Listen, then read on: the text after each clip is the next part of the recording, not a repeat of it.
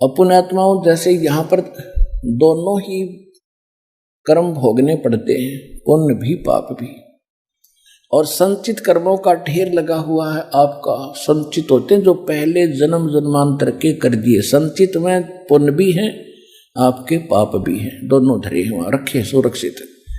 अच्छा, जब आपको कभी मानव शरीर मिलता है तो एवरेज निकाली जाती है। जैसे आपके 10,000 पाप कर्म है और पुण्य है 500, तो 10% तो उसका ले लिया पुण्यों का, यानी रेशो बना ली, 50% ले लिया पुण्यों से और 50 ले लिया पापों से। तो जिसके पुण्य कम है तो पुण्य तो आए समझो 250, और 10,000 में तो पाप आगे 5,000,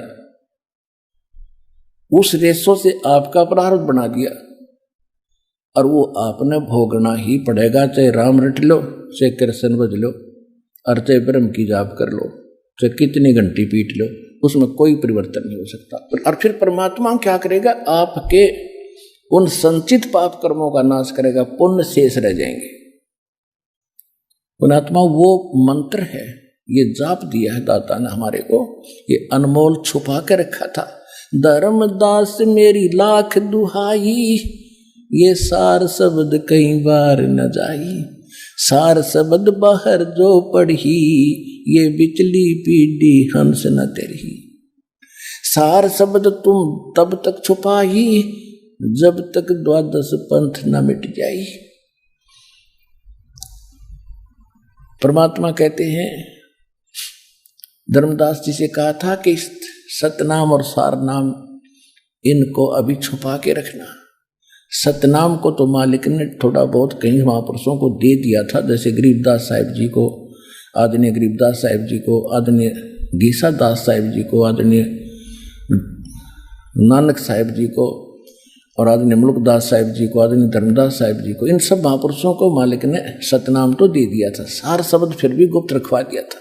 और परमात्मा क्या कहते हैं, सो हम शब्द हम जग में लाए, सार शब्द हम गुप्त छुपाए। खुद भगवान कबीर साहब कहते हैं कि वो सो हम शब्द हम ही लाए, ये सो हम शब्द का किसी को ज्ञान नहीं,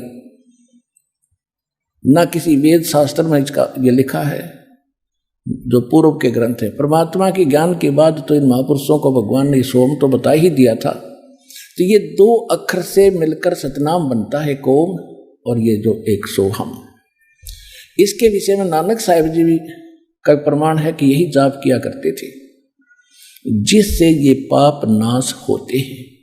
पुण्यात्माओं, जैसे किसान फसल बीजता है, गेहूं के साथ साथ खरपतवार साथ ही उग जाता है, क्योंकि बराबर का खाद मिला, बराबर का पानी मिला, पानी, और वो भी साथ पनप जाता है। पहले कोई विकल्प नहीं था, वो साथ ही फलते थे, दोनों ही बनते थे, अड़ंगा भी और कणक भी दोनों उपजती थी।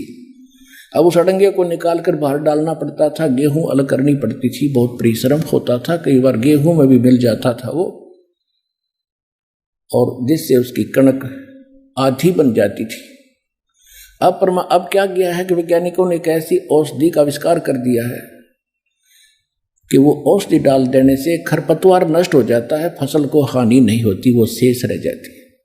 इसी प्रकार परमात्मा ने ये एक अनमोल जड़ी हमारे सदग्रंथों में रखी थी, जो इस दास को अप्राप्त होगी है, जो पाप नाश कर देती है, पुण्यों को सुरक्षित रख देती है।